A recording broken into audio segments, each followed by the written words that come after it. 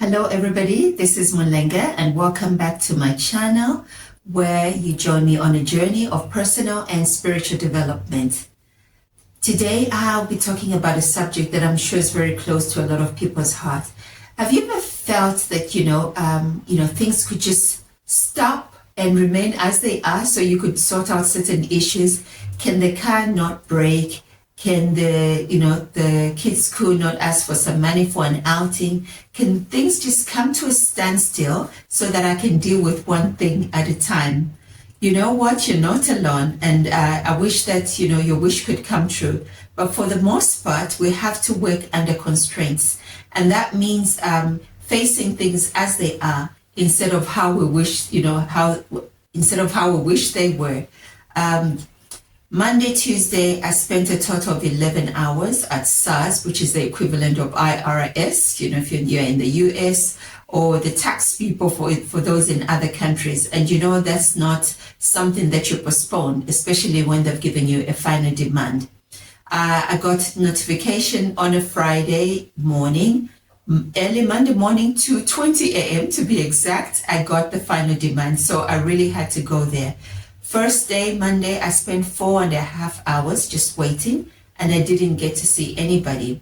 Following day, I was ready. Now, did I enjoy sitting there for 4.5 hours just moving chairs? No, I didn't. And, was I expecting that because I wished I could just move things along, it was going to happen? It wasn't going to happen. So I faced things as they were. So what I did is I had water, I had an apple, I had earphones, I had, I think, a snack or other. I had a book. I had my podcast ready. Why?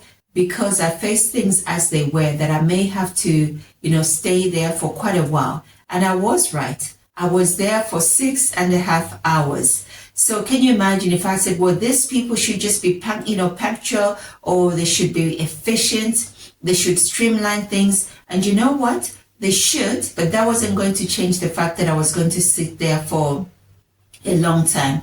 So I've noticed with a lot of people that we think that because we feel a certain situation should be this way or that way, that is going to change. And it doesn't. Just because you are right that things should be done better, things should be different, does not mean that you should not prepare yourself.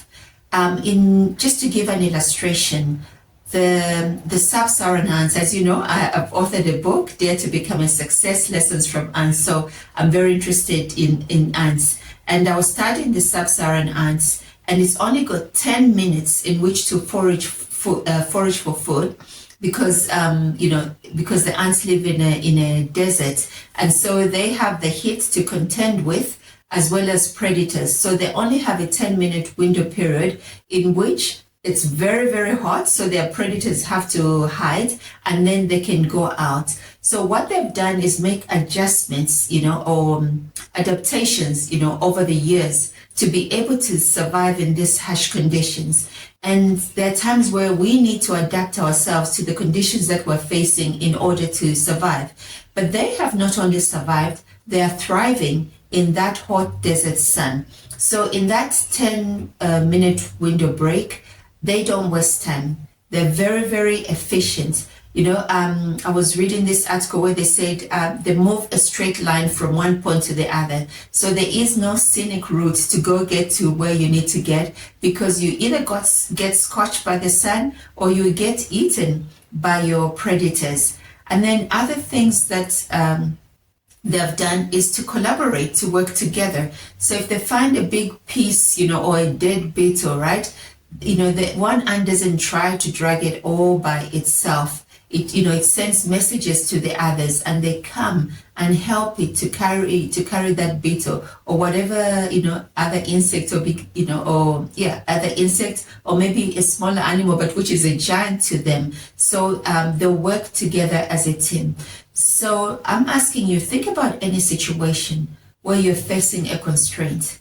Maybe it's, I don't have enough money. I don't have enough resources. I don't have enough skill. So face that fact that that's a reality, you don't.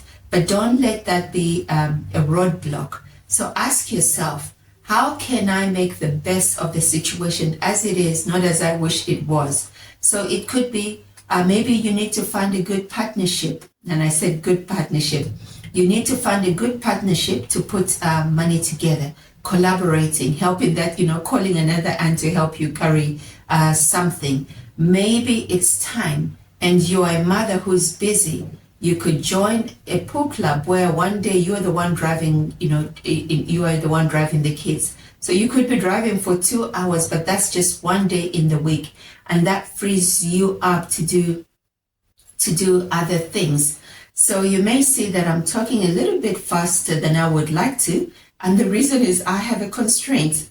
For a couple of days, I just have not been able to record because there's noise there. Then there's somebody mowing the lawn out there. But I've given myself a target. And I said, Molenga, you have to meet your target. Face life as it is and record as quickly as you can before the noises start. So I hope this message helps somebody. I know it's helped somebody. Face life as it is, not as you wish it was. And instead of being constrained, instead of being held back by the constraints, you're going to thrive despite the constraints. So that's it for today. Until the next one, it's bye-bye.